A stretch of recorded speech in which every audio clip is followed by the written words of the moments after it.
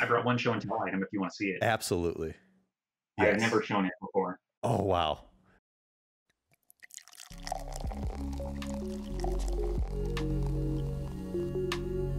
Welcome back, guys, to another episode of Collectors with Cards Drinking Coffee. I'm your host, PokeRadar.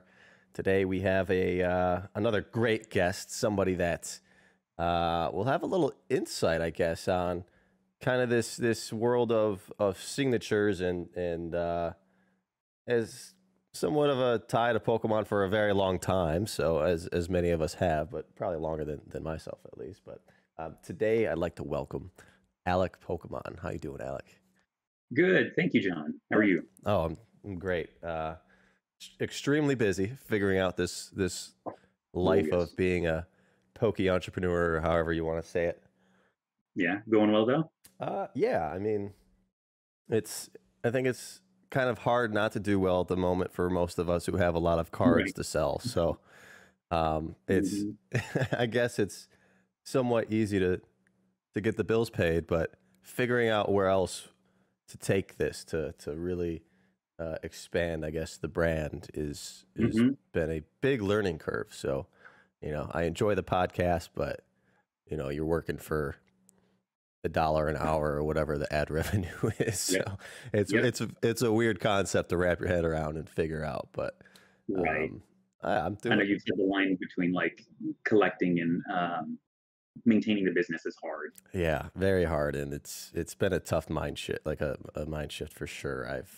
I've always sold, but not at this capacity, and it's definitely difficult because I just see the collection itself kind of dwindling, and everything else that Right. I'm buying now is really fully, all right, I'm going to sell this. It's never, I'm going to hold on to this. This is cool. I can add this. So it's really difficult, but I'll figure out that balance as I continue moving on. Right. What about yourself?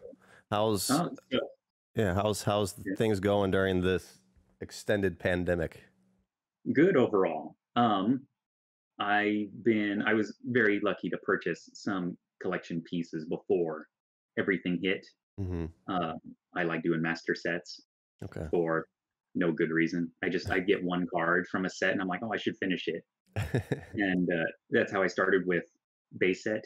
Okay. I got a Charizard back in 2013, and I thought, oh, this would be a fun set to collect. And so I think 6 years later, I finished it because I was so slow Mm-hmm. at doing it. But it turned out to be that way with every other set too. Yeah. Well, at And least so now, it drags out the fun a little bit at least. yeah, it's been a big project.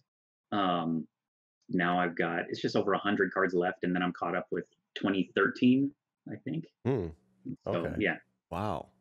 That's a lot of although cards. I'm not counting Fossil, like the third printed Fossil with the extended copyright date. Okay. Yeah. And yeah, that's all I haven't counted yet because I'm scared to ever try to attempt that. Yeah. I mean, you hear people like Dan and Charlie Mhm. who waited years to get a Gengar or Right. a certain card, and prices have gone crazy on those. So yeah, Oh yeah. that's a tough one. Probably hmm good to have that out of the goals for now, unless it randomly pops up. Great, but Yeah. um, I have a local buddy who bought red logo packs in order to try to finish his set, yeah, and he was pulling hollows. He was not happy. that's so funny. That's Yeah. the most unfortunate thing ever. He told me he was opening packs and he pulled a hollow Moltres, and his mom was like, "Wow, that's really cool. It's a holographic card." He's like, "It's not cool, mom." Oh my God, I didn't think about that. Like you're buying you're buying weight packs, but instead of Mhm. them being light, they're heavy with the red logo Yeah, fossil. That's really yeah. It'd be that's fun to have a funny. box so you get what 24 good Mhm. packs. Yeah, yeah. I mean, I think the buyer pool for something like that's quite small, but hmm um, I'd be curious to see how well you would do with that. Given, hmm I guess I haven't heard of any public sales of that red logo fossil box, but I think some have traded There, hands privately here yeah, recently. I just haven't heard any price points. So, me um, either.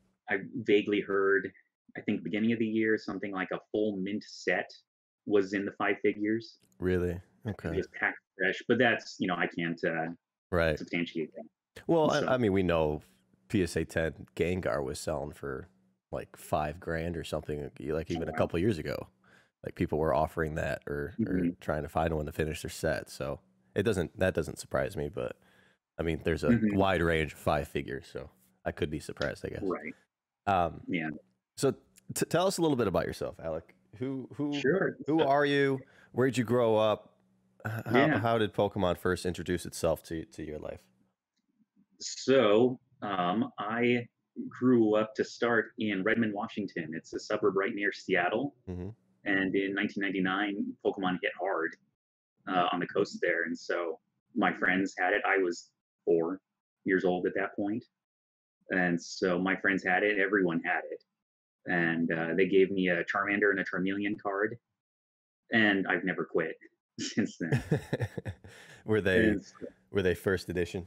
Do you I remember? think they were unlimited. Okay. If I really try hard to remember being that age, Yeah. I think they were unlimited Okay. cards. And I have, no pieces of my childhood collection except for a jumbo Articuno Moltres Zapdos they gave away at the leagues. Oh, okay. It just popped up in storage Hmm. one day, like a month ago. But um, let's see. And then the year after that, my family made a life shift. We moved into an RV, and then we lived in an RV from 2000 to 2010. Wow. Yeah, and so you see a lot of people on YouTube doing that now, the minimalist living. Right. Yeah, it's cool But now. yeah, it wasn't cool when it was, your parents and your three younger siblings. But Yeah, that's got to be that's an interesting lifestyle. yep. I mean, what was it? Did they have that minimalist mindset, or was it?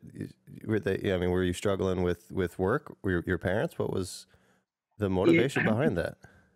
they had the idea for a company. My dad's a telecom engineer, and Okay. he worked for AT&T. Okay. And he had the idea he could go around and test cell towers, Mm-hmm. I want to say.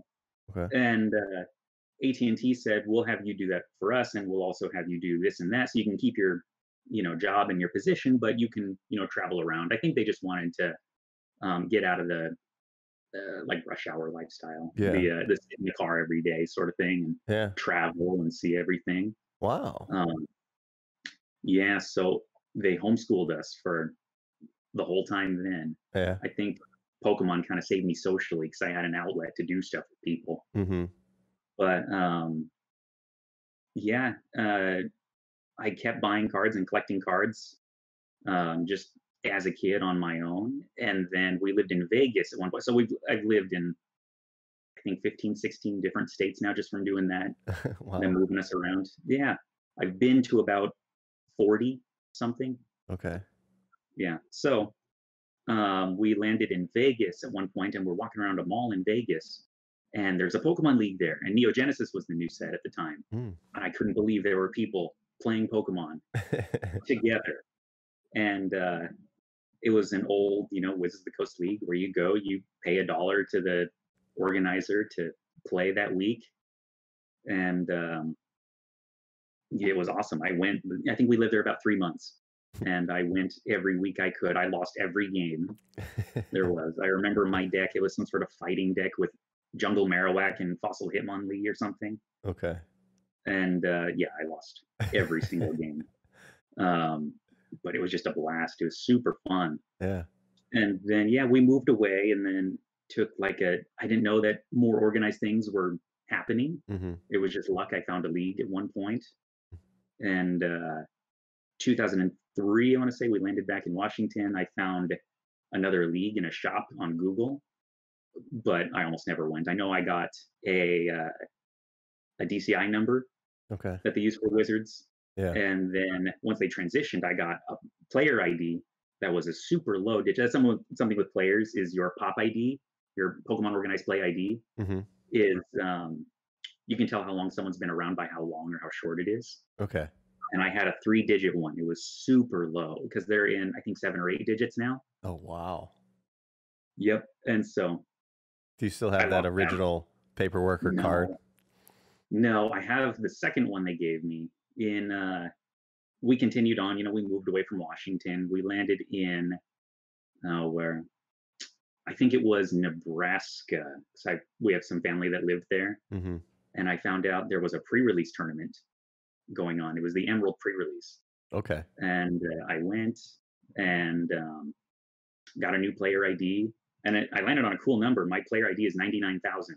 Oh, wow. And so real, yeah, short, nothing like, you get kids now, they'll say their player ID is 246689910, something like that. Impossible to remember. Right. So, you go up to the counter when you're registering for a tournament and they say, what's your player ID? And I say 99,000. And they look up at me like, that's a joke. So it's cool. That's awesome. But, So so you played. I was never involved with organized tournaments or anything. Mhm. But it sounds like you played the card game for quite a while. You went all the Yes. way up to the EX set, EX Emerald. Was Yep. there ever a stoppage point for you, or did you make it? No. You made it all the way through. Yeah. I mean, I bought cards. I had cards Yeah. from every set. I remember going to Walmart and buying Deoxys packs Wow. and Team Rocket Returns packs and all the tins I could get. Even before then, I was buying, Aquapolis and Skyridge packs from KB Toys, Mm-hmm. just letting them sit, Yeah. kind of having fun looking at. I think it was PokeOrder.com was the only price guide there was, but I didn't know they were so inflated. Yeah. So I was looking, I was like, man, I've got $60 worth of Pokemon cards. This is awesome. And so being like 8 or 9 years old. Yeah. I think you're the first person I've ever talked to that has made it all the way through. Hmm. That's a rare. Yeah. That's a rare instance right there. That's really cool. Yeah. I didn't have the future mindset for it. I was just going with the flow. Enjoying it, doing what you're It's fun, supposed man. to be doing with Pokemon, opening packs, playing a Right. game with a bunch of friends Yeah. or even just random people and collecting Mhm. them all. That's awesome. That's really cool. Yeah. Um, Yeah. did you? This is as a kid, I never got like a booster box. Did you ever get a booster box to open up entirely? My first one ever was end of 2006. I was at the Dragon Frontiers pre-release, I want to say, Mm-hmm. and my organizer we were in Utah at that time, so everywhere. But the organizer had a bunch of boxes for sale, and I wanted a Delta Species box, and my parents said, "Okay, we'll buy the Delta Species box." It was $70, and I wanted it because Holland Transceiver was a trainer card that was excellent at the time. It was, I think, $15 a card, Wow. which was a lot for a playable card you needed 4 of in every deck. Mm-hmm. And I opened up the Delta Species box and I got one. It was horrible for an uncommon. There was one Vaporeon EX and no gold stars. It was not a good box. Ouch. I still have all the bulk from it. I organize all my EX series bulk and I've got just tons from that time period, but it's all nice commons and uncommons. Yeah, were you sleeving everything, keep taking care of everything? I mean, you were playing, so probably not. At the time, yeah, no, everything was in a binder and all of it was for trade all the time. Mm-hmm. But I wanted to organize my cards, and for some reason, I spent hours alphabetizing them for no good reason. Just, Not I even thought they would by just, "Hey, set. look." Not like were you No, mixing all the sets? And no, I had Larvitar from Unseen Forces and Delta Species and Dragon Frontiers all together. I mean, I guess that's actually a pretty cool, unique way to do a binder. I mean, we talk about, I mean, all of us that have kind of like completed our collection goals that are just looking for something new to do, a lot revert to just starting new binder sets, and they come up with unique ways to collect them. So Yeah, that's pretty unique, doing just a a full alphabetized binder from base through whatever. That would be. yeah. No, I was like 10 and 11 years old. I had nothing else to do. I was more than happy to spend 6 hours taking every card out, alphabetizing it, and putting it back. Yeah. And so, yeah, but that Emerald pre-release was the launching point for me. Okay. I got more and more competitive. I think I didn't know what I was doing at all. I just I knew I needed a deck to play. And I lost every tournament again. I think the best I ever did as a little kid was third at a gym challenge tournament. Okay. And gym challenges were cool at the time because first place got a trip and an invitation to Worlds. Oh. Yep. Wow. What did third place do? Anything? You got some packs. Okay. Nice. I pulled the camera up DX Yeah. from Emeralds out of my pack. And kids were funny then. They would just do something like, "Oh, I'm bored. You can win. It's fine." Really? Yeah, some kids were much more serious Okay. because their parents were serious. Were you Uh, were you able to? I mean, were you just creating decks off of your own mind, or were there wasn't I gotta, you weren't going online and finding the best deck that you could build, or that happened eventually, but to start, I got an Emerald theme deck with Blaziken and Manectric. Mhm. So I then had a Blaziken Manectric deck, and I got a Blaziken EX from Aqua Magma. That went in the deck because it's a Blaziken deck, of course. But there were only 8 trainer cards, and I Okay. think there were like 18 or 19 energy cards, which in deck building is not Not good. good. Trainer cards are really the heart of the deck. They make Mhm. your deck go and work for anyone who hasn't played. But so 8 trainers is not enough. Okay. Yeah, I've never really played the right way. I mean, I've watched a little bit. You know, whenever I go to Worlds, I'll sit down and watch some games just because. And yeah, it seems like people will have like 8 Pokemon cards in their deck, or like not even sometimes, and it's just Yeah. full of trainer cards, and it's kind of an odd strategy. It's one to me from the outside perspective is Mhm. not fun. I just want the biggest, coolest Pokemon. Obviously, that's why Right. Charizard's so popular and all that stuff. But that's Yeah. like just getting out that the Timmy cards, just playing the big card, getting the crowd to go Mhm. wild. It's like playing Captain Falcon in Melee or something, right? Um, Right. yeah, that's just how I operate, I guess, in my mind. But yeah, Mhm. it totally makes sense. I played Magic, so understanding the more strategic and I guess Right. less fun route, make Well, the funnest part is winning. yeah, yeah, And so especially when you get a a free lot of trip to Worlds. exactly. Exactly. I'll play with, Magikarp. That will be my favorite Pokemon if it'll give me a trip. Yeah. And so that was a lot of players' perspective. People would ask, "What's your favorite character?" And they'd say, "Whatever deck I'm playing at the time." hmm And So so it might. Mhm. what are you still playing the game competitively now today? As much as I can. Okay. The tournament climate is so different than it was when I started. hmm Back when I, first started, there might be 2 weekends of state championships per year. There might be 2 weekends of regional championships per year. Um, and then, one nationals, one worlds. I think only one gym challenge, and then a few city championships every year.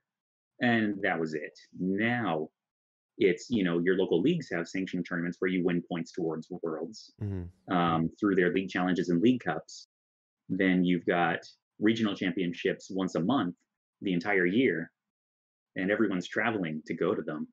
Yeah. And then you've got 4 international tournaments that anyone can participate in. Oh, hmm So the what is that? demand. Japan, Mhm. Europe. No, Japan isn't included. Oh, really? What are the Yeah, 4? their organized play is a completely separate entity. We Wow. do, come together for the world championships and hmm play together, but their formats, the cards that are allowed to play or that are legal for play at the time are different. Oh, the Um, timing of what's yeah, released. Okay, that makes a lot of sense. they'll rotate through, older sets in order to get you to play with the new stuff and, hmm change strategies, things like that.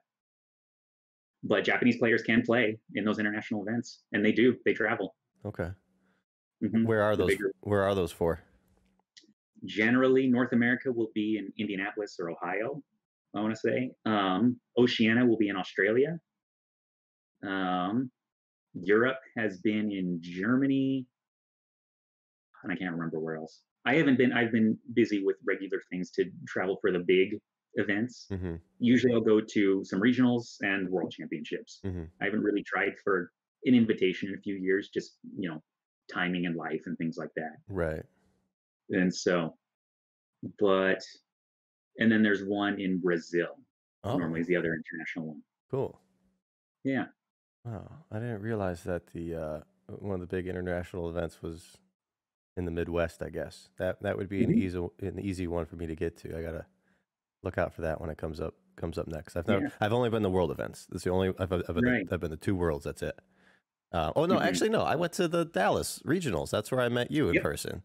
Yeah, Yep. yeah. That was Yeah, let's talk about that a little bit. The first time I met you in person was Yeah. at Dallas Regionals. And obviously for me being the collector business guy, I was there purely for Fukuda and getting cards signed. Yep. As were many others that, I mean, was probably unexpected to get that much of attention. Yes. At There the were time. two reactions, yeah, from people. Yeah. One was, I can't believe how big this has gotten, and the other one was, what did you expect? Of course it's big. It's Yeah. Fukuda. He's here. Yeah. That was a lot of fun. I mean, as as stressful as it was waiting forever to get that stuff done, I think it just made the experience so much better that way. Cause, yeah, thankfully it was like planned out with a few friends. So we were there together to have Right. fun. But, let's talk a little bit about your role within that. Sure. Because you were the guy right next to Matsukazu Fukuda, you know, kind of organizing the entire thing, right? Right. That's a pretty cool, stressful role to play. I mean, how did you get involved with that? So, for anyone who doesn't know, my mom is the tournament organizer. So, The tournament organizer the tournament organizer for Dallas. For Dallas, okay. Yes, it used to be more regional. Now organizers can kind of, um, do different regionals in different locations depending on, I don't know, however the Pokemon company decides to do it, really. But she is a great mom. She started coming with me to Pokemon events in 2007, just to be involved. Her first event was the Power Keepers pre-release, and then she just started volunteering at events because every event needs volunteers to help out, and it takes 100 people to run an event. Yeah. The size of Dallas, at least, and so she kept doing volunteering, and then she took her professor test to be a judge online, which anyone can do. I think, at least I think they still can. When I was taking the professor test, I could be a judge if I knew all the rules and got the online certification thing that they do. And then eventually she became a local area tournament organizer. And then once they called them the premier tournament organizers for our area. For like big geographic areas, they organize the big events like the states and the regional championships. Once the one for our area in North Texas retired, the Pokemon company asked her to do it, just because they knew her from volunteering at every event from regionals to worlds. And so she became a tournament organizer, and she'd been doing Dallas for years. And then she was saying that she wants a way to bring in people who might not necessarily play the game. Because the scope of people who play Pokemon competitively is really small compared to the scope of people who like Pokemon and might go to an event. And I think it was 2017. I had just heard that Mitsuhiro Arita went to an event in Florida, and I said, "What if we could get an artist? I'm sure a lot of people just collect cards, and it'd be cool to bring people in who could have something to do that wasn't playing or shopping."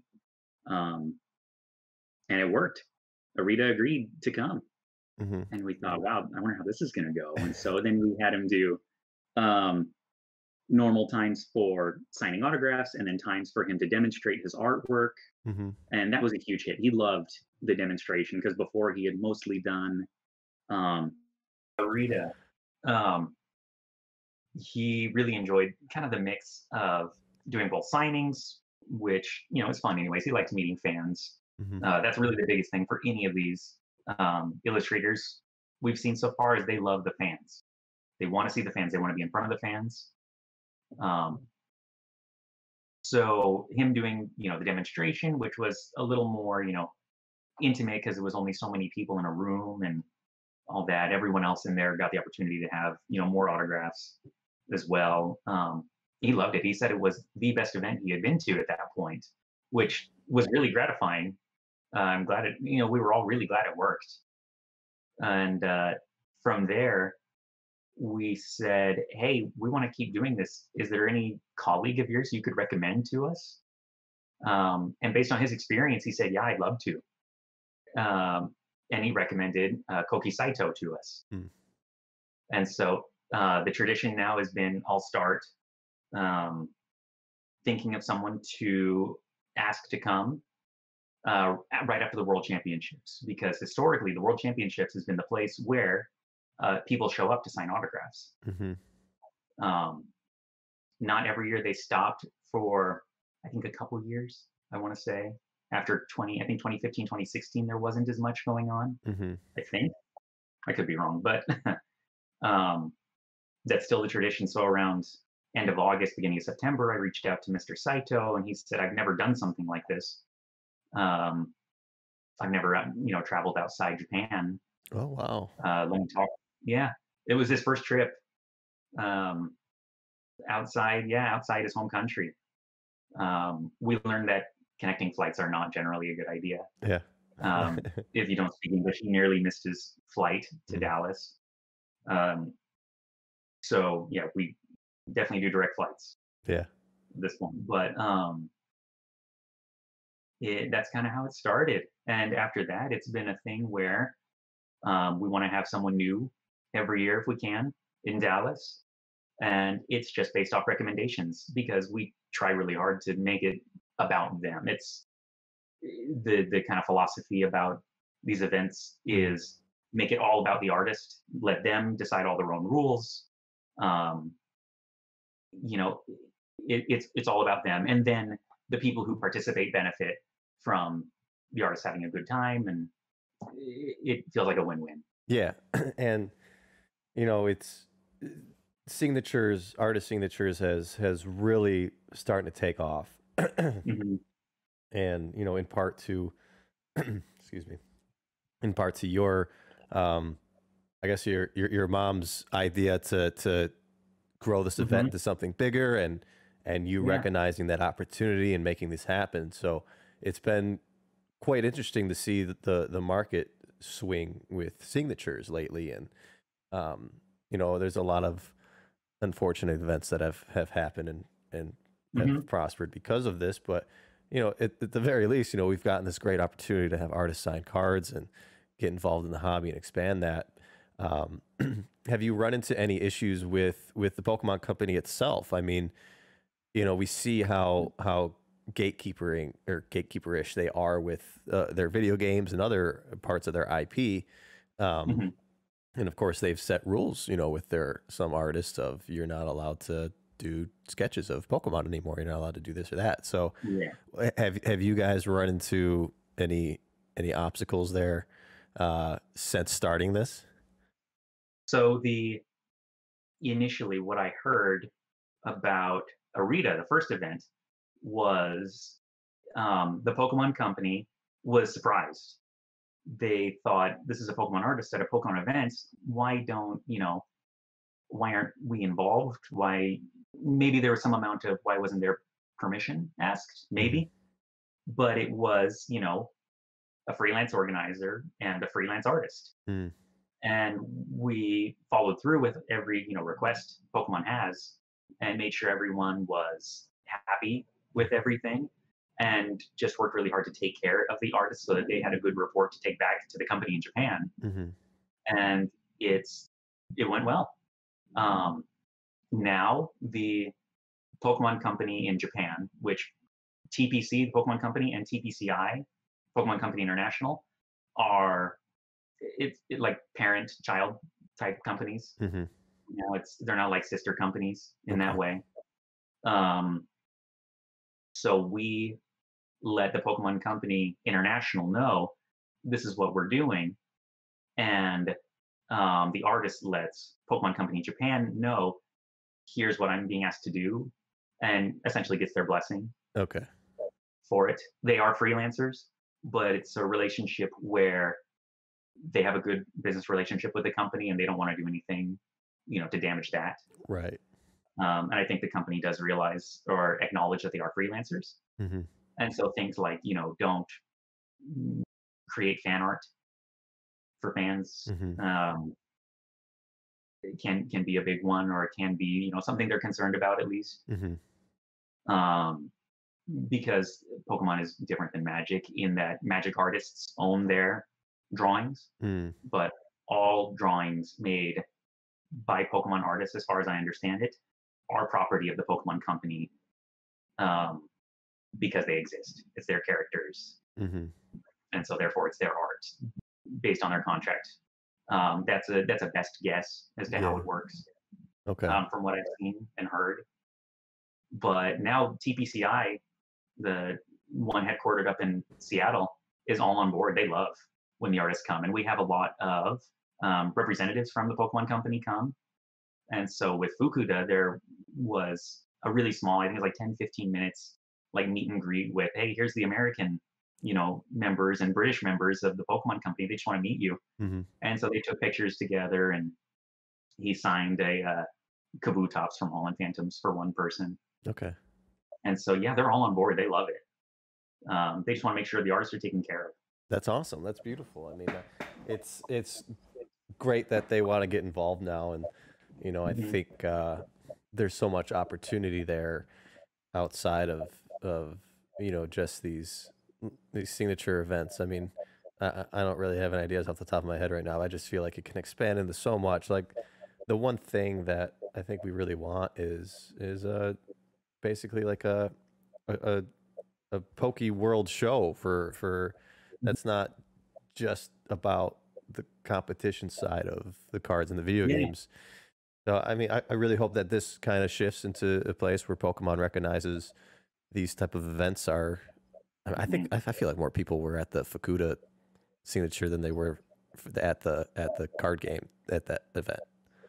It's hard to Um, say. I'm trying to remember numbers from the event. It was in the thousands. okay, then maybe not. Maybe. It Yeah, was still huge. yeah. If we could tie this into worlds and tie this, or just Mhm. have our own PokeCon, like legitimate PokeCon, it could Right. just change things for us. Like it would just make things so much more fun, so much more engaged and Mhm. involved. I mean, outside of what's happening today with the pandemic and all that, it'd just be so Right. great for all of us. Um, so you started with Arita. How Mhm. big was that first event with him? Was it because with Fukuda, we were in line for Yeah, like hours. 60 more hours. Yeah, Right. for I was if you were there early in the morning, you would be able to get, I guess, kind of 2 rounds in. yeah. If you were lucky or had the VIP pass, you could probably get 3. Um, but yeah, it was tough. It was a lot Right. to wait that long. So was it kind of the same to start, or was it nowhere near that? No, no, Fukuda blew up. Okay. With Arita at first, there was some downtime. I might go with Arita, I might get up. Everything is looking good, so I'll go up. I'll get up and see what the vendors are doing and see what they have for sale. Hmm. And I went out, and one vendor had a Koro Koro Jumbo Charizard for sale.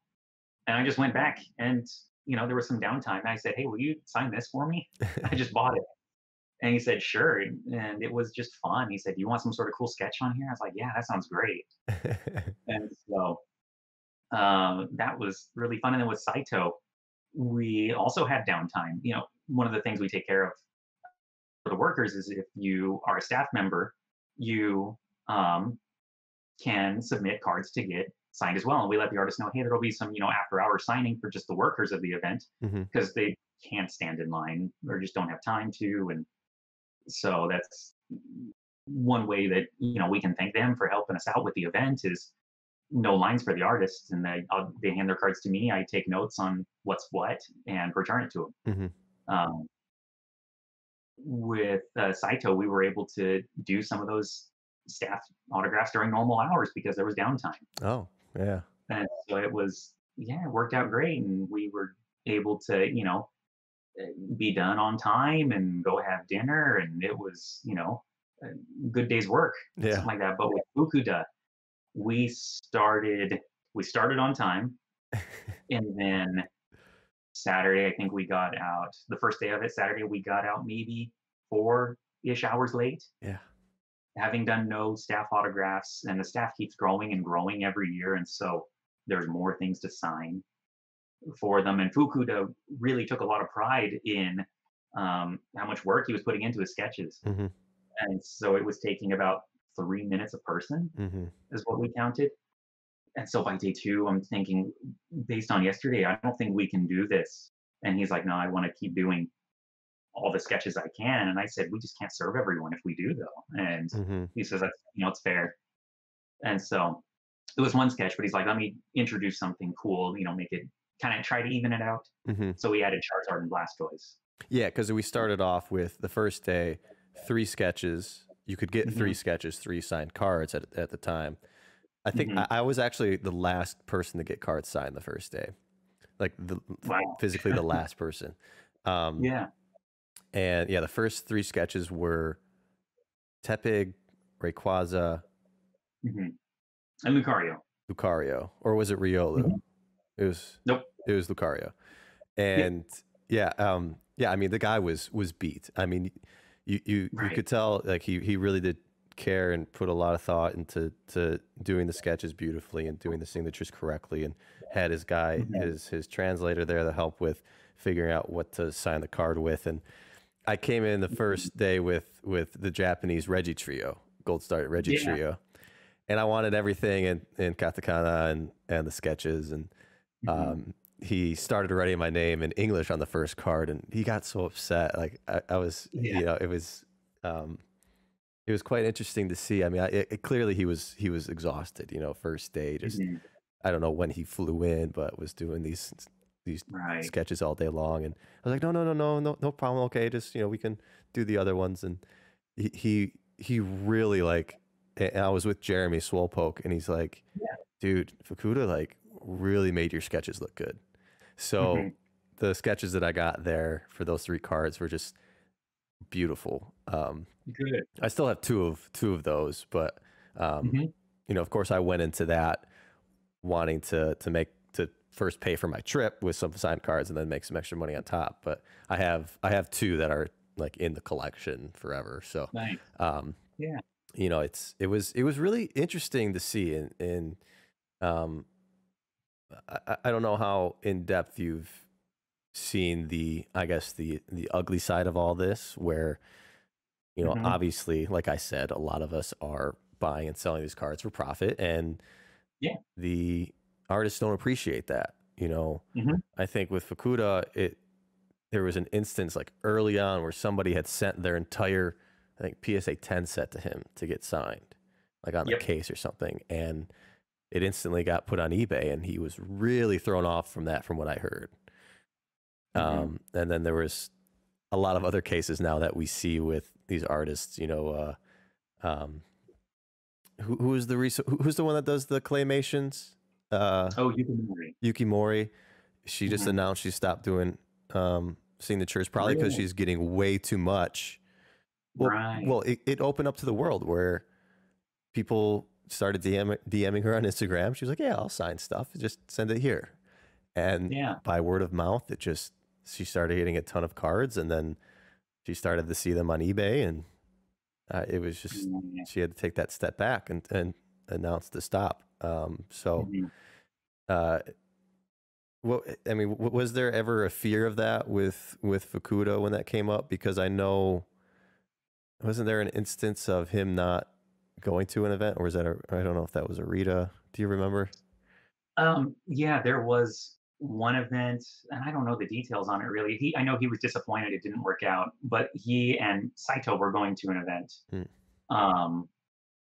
It was going to be that small private signing, I want to say, but I don't really know what all happened with that. I know that his impression of it was different than what was actually going to happen. He thought it was going to be more of like a fan interaction type thing, and it was really just going to be signing in a room, a business deal, I guess. Yeah. And that's the thing that I found is the most important to these artists, is it's fan interaction. They want to see the fans, they want to meet people, they want to see everyone be excited about getting the cards, and it's a personal thing for them, and that's why excuse me, they feel maybe hurt when their cards are sold. Because it's the signature is valuable to us, but it's personal to them.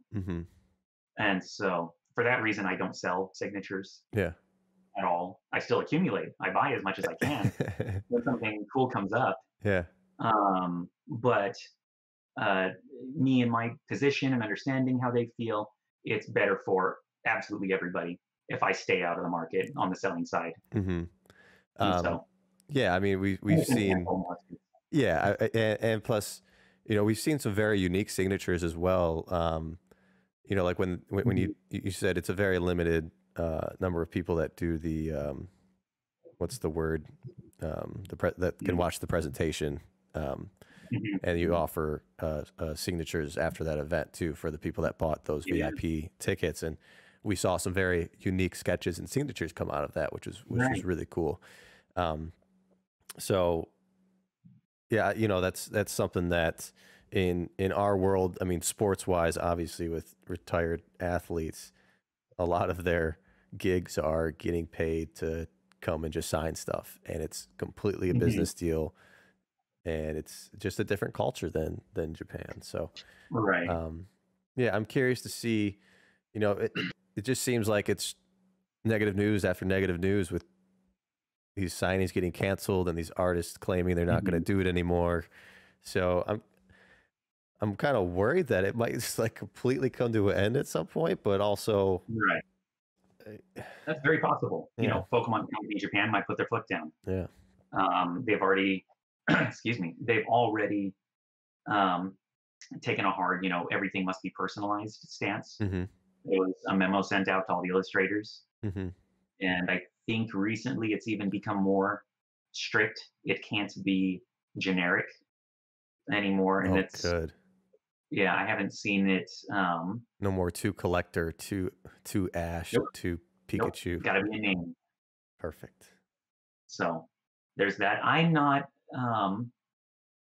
I don't love personalizations. I understand why they're necessary, but I don't want to see my own name on someone else's art or card, because it's, everyone collects the cards that they don't play for the art. And the signatures are so cool because it connects the creator of the card, of the artwork for the card, with the card itself, that people have these memories around.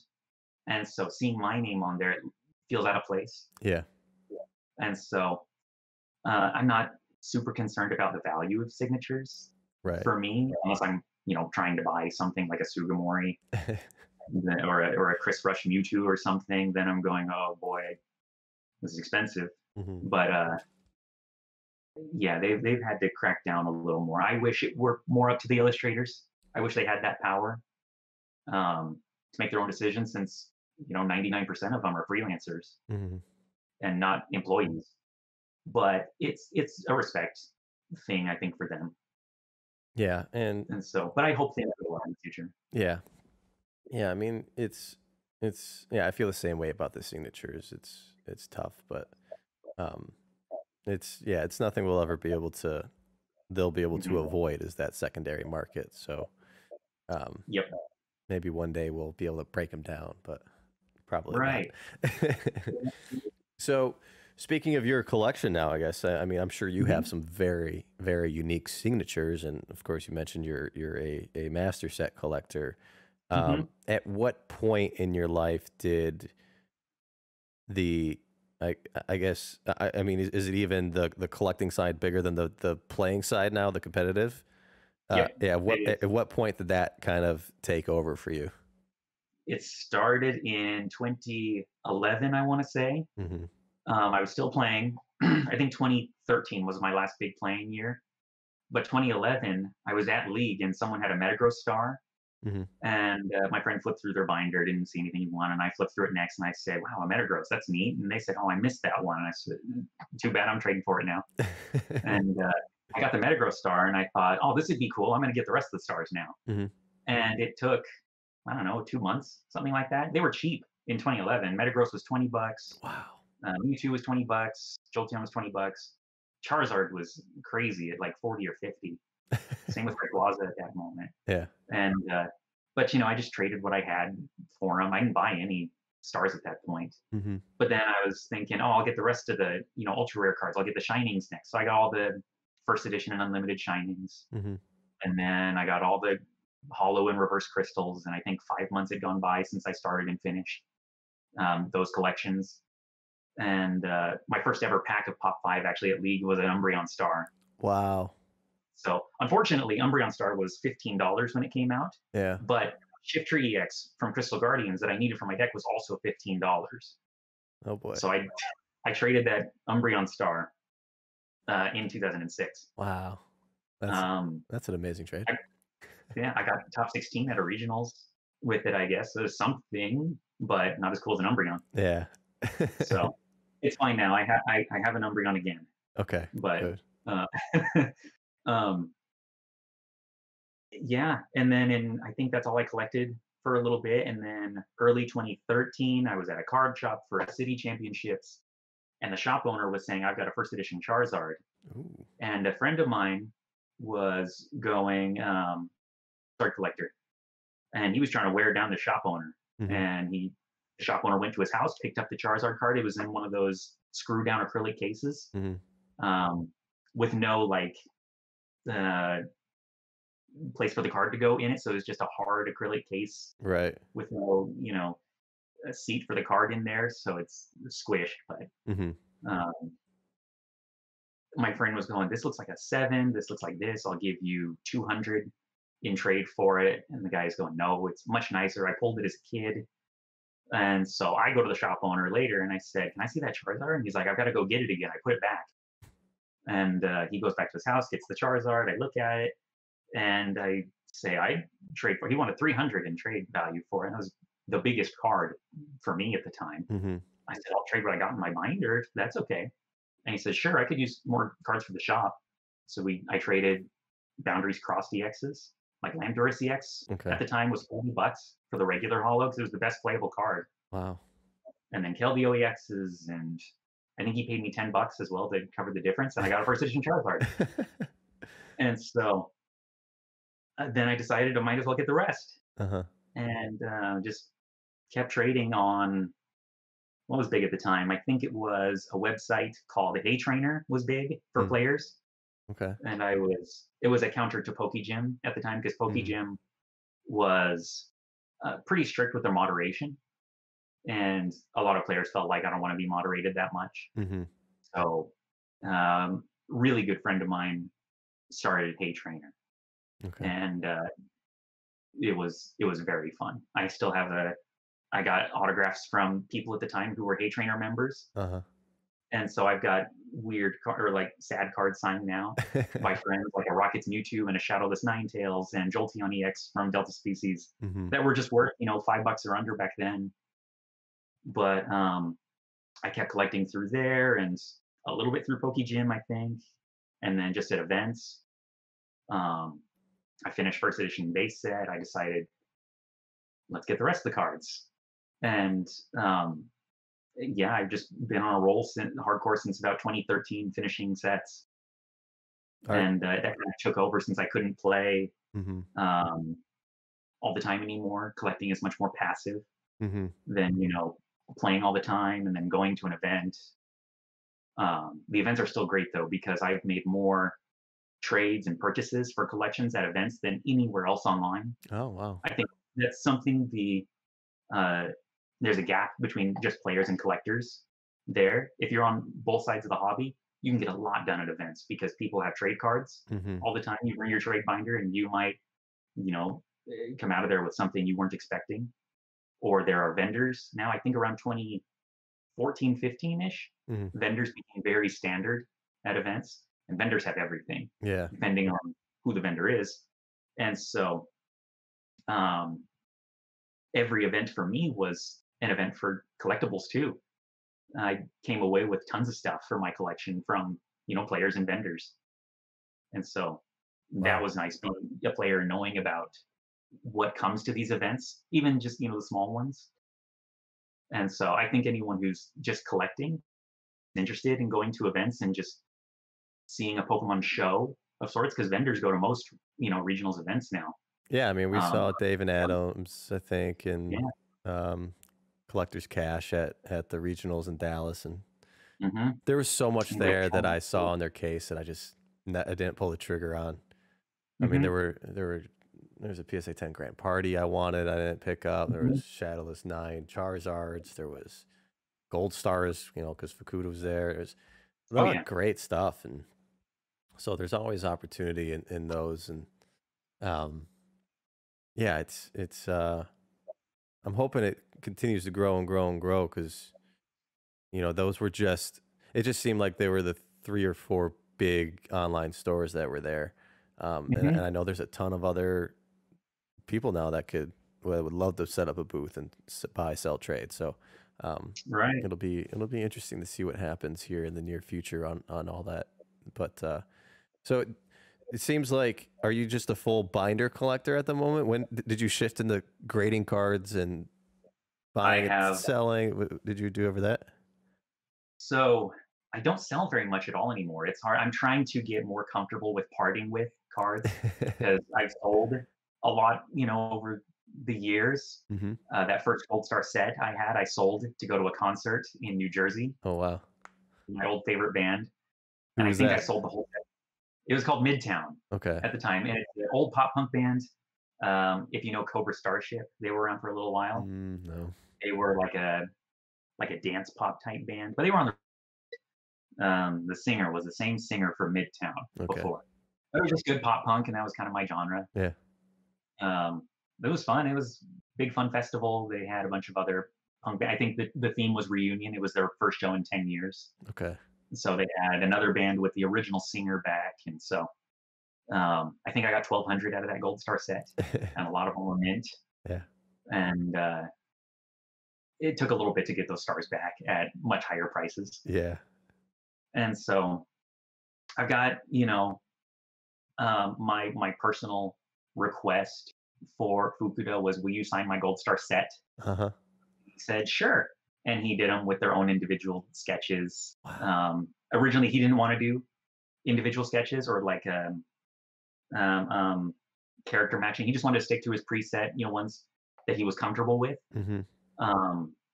I've learned most of these artists' favorite function on their computer is undo, because they'll make a stroke when drawing a card on their computer and undo. It wasn't undo.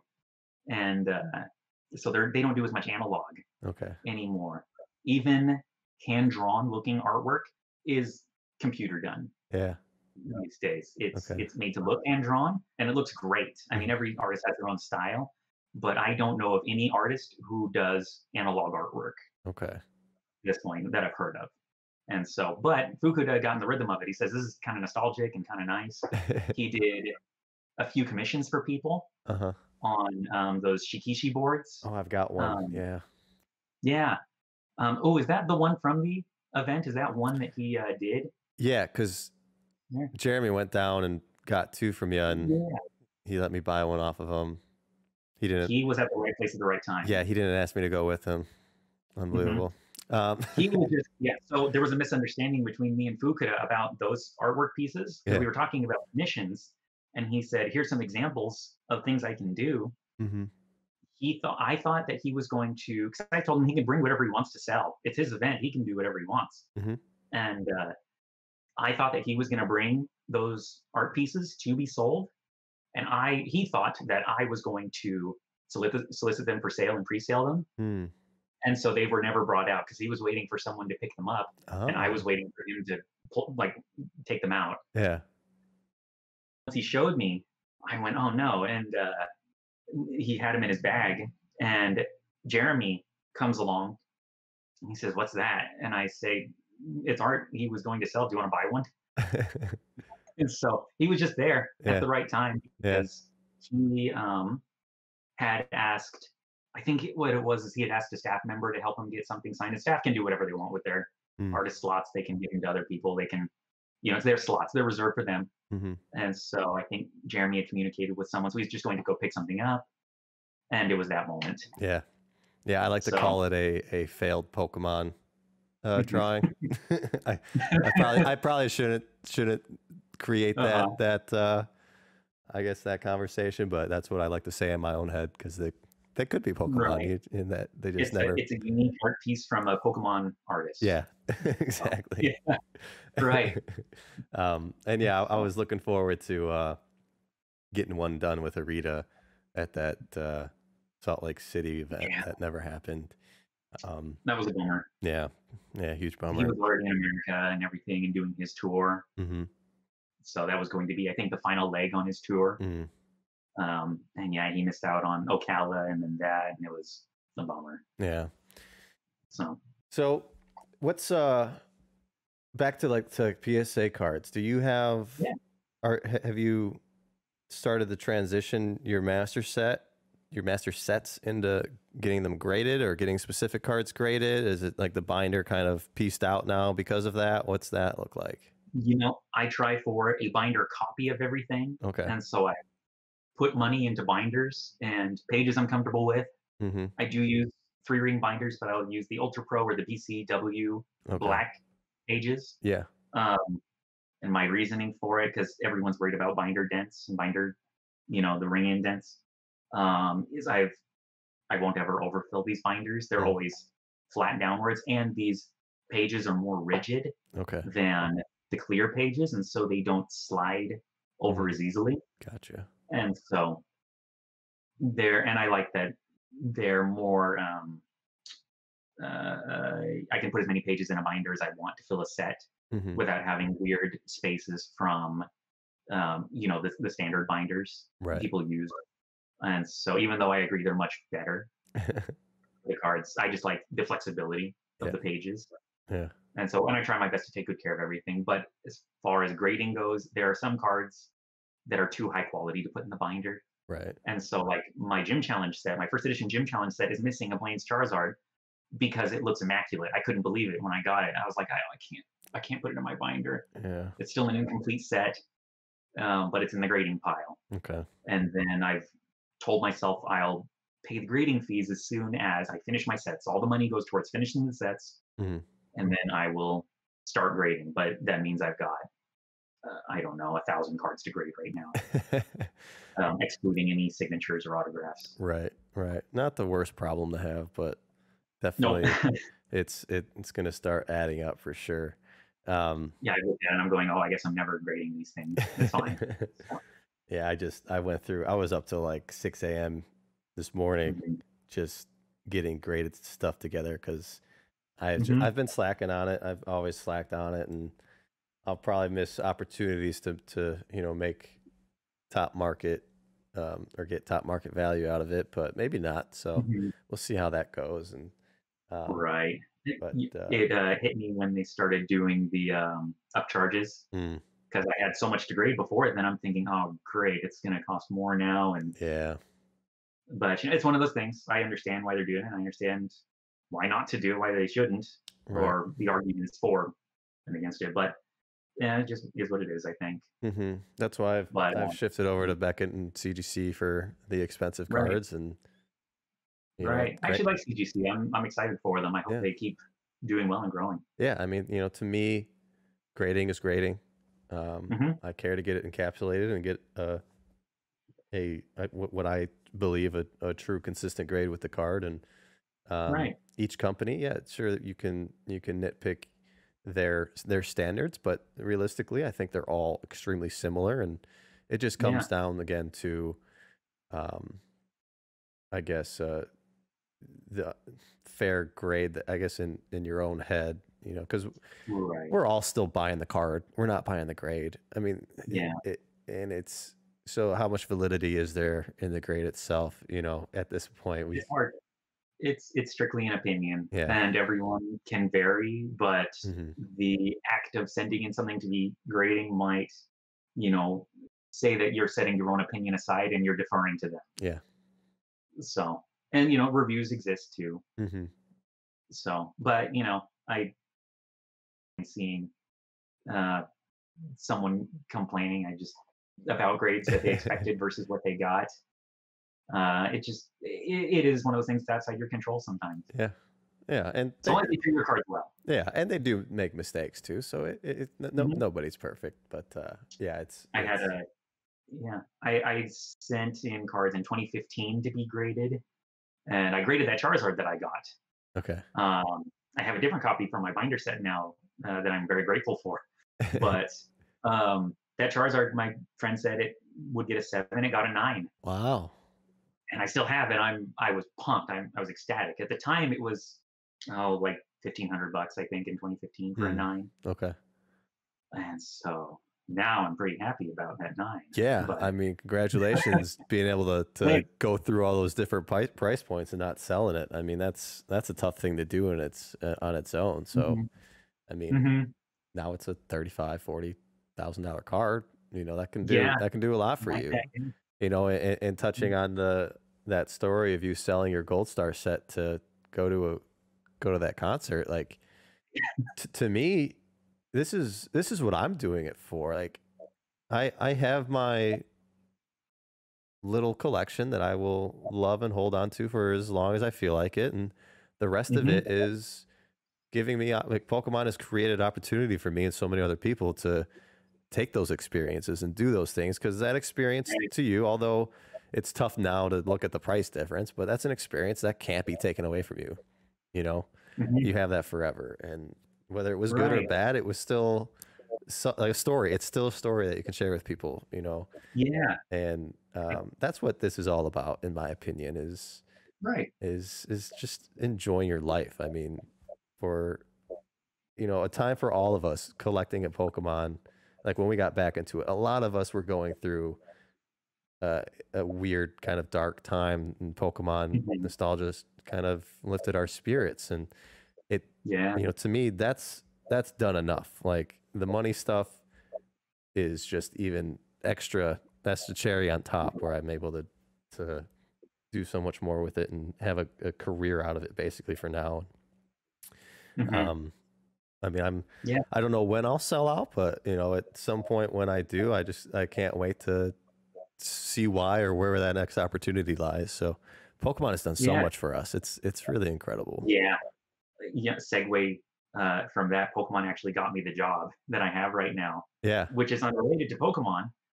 But I graduated um, college in, when was it? It was April 2019, Okay. and I had started a few months before then. Starting to fill out job applications, thinking I got to work somewhere. I interned at a place out of state just online, and just as a business analyst. They were a firm that would do um, just analysis for other companies.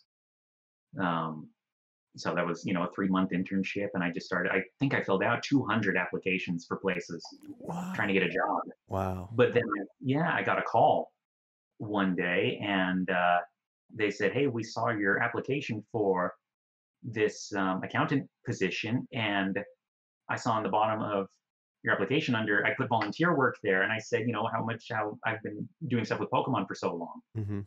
and I said something like I had coordinated um, events for Pokemon artists and volunteered as a judge Mm-hmm. at a lot of events from I think 2010 on. And they said we have a lot of people in our office who play Pokemon Go, and that was the only reason that my application stood out. And I got an interview because of it. That's And awesome. I found out someone I used to play with competitively worked there Really. in a different department. Yeah. And then the person who hired him was also a player that I knew. And so it was such a small world. They were saying, "How do you know this person?" I say, "Oh, I played against him when I was 12 years old at a regional championships, and I beat him in like top 4 or something like that of this event." And it was just such a small world type thing. And I got an interview, and then at the World Championships, um, the HR guy called me. Things were winding down. I had my girlfriend came out to Worlds um, just to see what it was all about and do stuff for Pokemon and have fun. She had a great time. We got Imakuni signatures, and Oh yeah. she got a Ditto plush, and it was awesome. And so I had just taken her to the train station, the underground there, to go to the airport. Mm-hmm. And I was flying out separately, and I was sitting in the hotel lobby, and I got a call from the HR guy. And he said, "How have things been? Sorry, it's been so long, but um, are you available?" And I said, "Well, I'm in DC right now." And he asked, "Is this a business contact type trip. And remember, this could be a negotiation. Hmm. And I'm thinking, wow, but I said, yes, I've made many contacts here or something like that. Okay. And so, which is technically true. I'm always, everything's networking, right? And That's so right. he said they were interested and asked when I could start. And Pokemon gave me the introduction Yeah.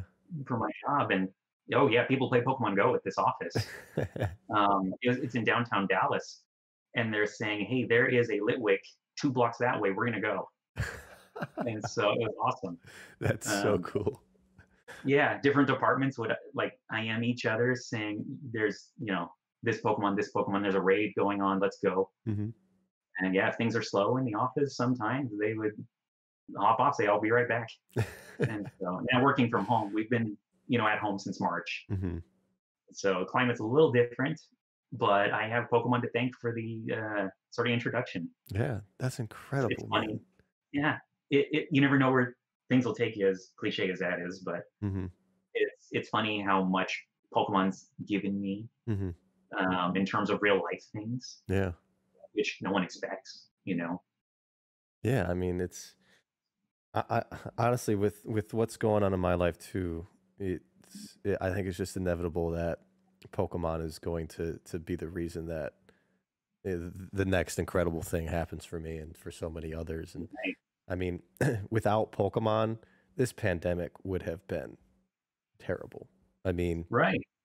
it, even being home now back in Michigan, because I had moved back from California and I had my family and friends around, it's still like Mhm. I wasn't able to go see them whenever I wanted and do whatever we wanted. So having this amazing friend group in Pokemon, having the ability, to do this Mhm. podcast with people like yourself and others, it's honestly been like just the greatest thing ever. And Yeah. it's so much fun, and I'm so thankful for Pokemon to to be doing what it's doing for all of us. And Mhm.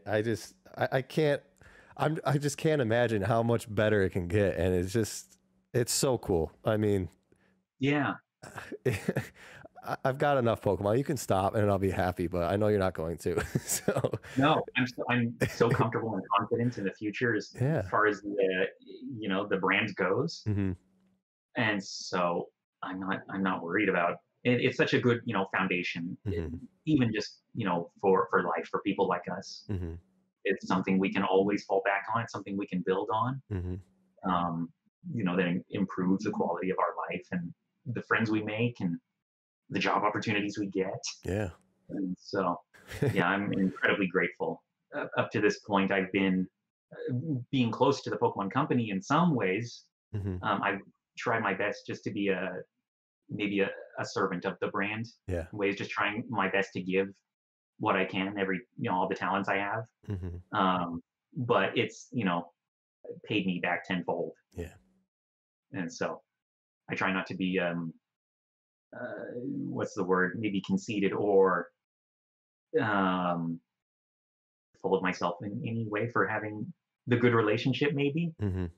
um, it's given um, me a lot of opportunities. Yeah. Yeah.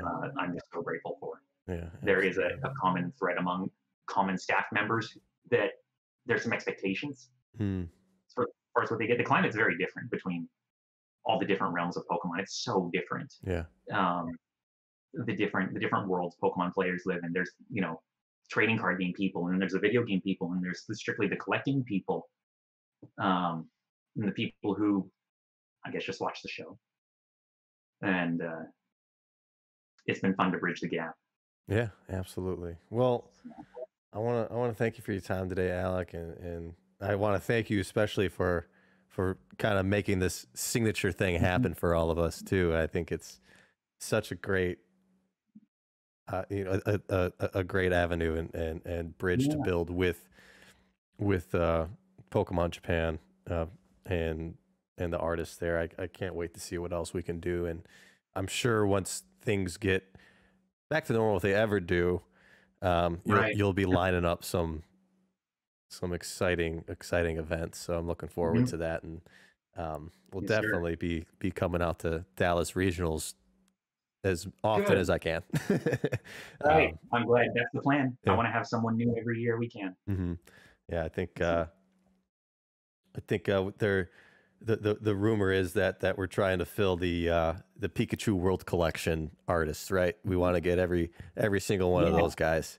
that's what I want. I have my own Pikachu World Collection. Okay. I want signed, and I've crossed off. I think 3 of them: Okay. Harada, Fukuda, and Saito. Mm-hmm. I don't have a Rita. I started after I saw a Rita. Ah, gotcha. But some of them are going to be pretty tough. Sugimori and Nishida being the big ones. Well, when you'll be the one to make that happen when it does happen. I really want. I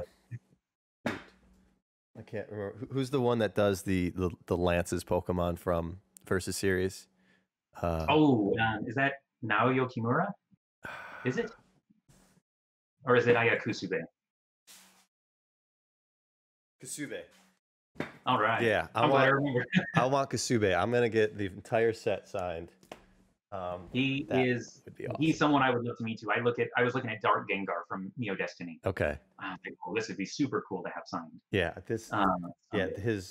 I call them the Where the Wild Things Are cards because it looks like Where the Wild Things Are. Yeah, the kind of granular art style is really cool. Yeah, if I could get that full Versus Series Kasube art set signed, that would be just trust me, I have a short list of favorites. Yeah. I really want to meet and see someday and see their art or see them do it. And they're people that can only be met through good relationships and contacts. So I'm glad to be building this. Yeah, no, that's huge. That's everyone can benefit. Everyone, is gonna. It's nice. It's something for everyone. Yeah, I think those VIP presentation tickets are gonna be interesting to get now moving forward. I don't know how to do this anymore. It's because of how big it is. You're gonna have to do like a lottery system or something. Like yeah, it's become a question. How do we do this to where it can be fair? Because I don't want it to be a pay to win type thing. Right, and you don't want it to be give it to all the staff friends thing either, which exactly. It's just it's the world now. You can't, with how big this is, you just can't do it that way, and people have to understand that. Right. So yeah, it's gonna have to be a lottery system pretty much. Right. And whoever gets that lucky number gets that opportunity. So right. Or we might ask the artist. I'll continue the trend of leaving it up to them, however they want to do it. But generally, they're good at. I mean, they could open that thing up to an auditorium and have hundreds of people there. I bet at this point, Yeah. I wonder if that'd be intimidating. I wonder who'd be into that. I know Arita could do it. I know Arita would love it. Yeah. But I know for Saito and Fukuda, they had never done a demonstration before. Okay. And so they had a lot of questions just based on what we'd done before. And so, and then if people wanted autographs at the end of that, that's another event all on its own. Right. Yeah. So, but it's just those things that we try to think of when planning logistics for these. So yeah, it's very fun. Yeah, absolutely. But I'm glad everyone else likes it too. Yeah, it's great, and hopefully we don't all have to wait 4 hours to get a couple of cards signed, but also it's totally worth it. So what are you gonna do? Yeah, I'm so glad. The 99% of people who came through were more than happy. But I also think that by the time you're at the front of the line, it's all good. It's fine. Oh, of course, yeah. It's horrible when you're when you haven't moved in an hour. Yeah. Once I got to see people when they were happy. Yeah. So tired and happy. Right. But so I just want to thank you again for your time. Make sure everybody follow Alecpokemon on Instagram. You don't have YouTube, do you? You just have the Instagram there. Nope. Just Instagram right now. All right. Maybe someday. One day he'll start vlogging his great meetups with these artists. But take a look. He's got some really cool sketches that he shows off there, and I'm sure you have some secret stuff that you haven't shown the world yet that we'd love to see. So this is beautiful. All right. I got the chance to talk to an artist that did cards, doesn't do them anymore, through a contact in Japan. And he did my favorite artwork for one of my favorite characters ever, and he got me a print and signed it, and it's Kimiya Masago. Oh my! Wow. So yeah, that's his signature. It's a man with a top hat and a cane, or Oh, not a cane, but a pipe. a Excuse pipe. me. That And is so that's his autograph, and wow. sent me a letter, dear Mr. Alec Noah, and Oh. explained his signature. That's funny. So, but it's cool. Yeah, I don't show that because I can't help people get these autographs. He doesn't do things Hmm. like that. It was just, a nice thing. I was able to get in contact with someone who knew him, Hmm. and so oh, here's what he looks like. For anyone wondering, so That's an artist. That's what an artist looks like. I like that. right. That's a great He look. says he does more like Chinese historical art. Mm, Yeah, okay. doesn't do Pokemon, but yeah, he did some really cool Pokemon cards, including the first Umbreon. Yeah, I love Um, that card. I just got a yep, PSA 9 first edition one, and it's just beautiful. I want to see that in a black label just because of the aesthetics of the card. yeah. Um, but yeah, wow, that's a beautiful card. So wait, is that print like hand done? It's a print, yeah. I actually don't know the size of it. And I think he had it probably lying around because it's got some like dings up on the top of it there, maybe if you can see. I mean, do you think that But, could be like the original art? there's the quality of it is so nice that there's things on this print that I've never noticed on the actual card. Really? Yeah, there's, the biggest thing I had to go back and look at the card to see um, if I was seeing it right, but the purples on the rock that Umbreon's sitting on Oh wow. came through so much more on this print than Yeah. I had seen on the card before. I thought it was, all kind of a darker card. Mm-hmm. Um,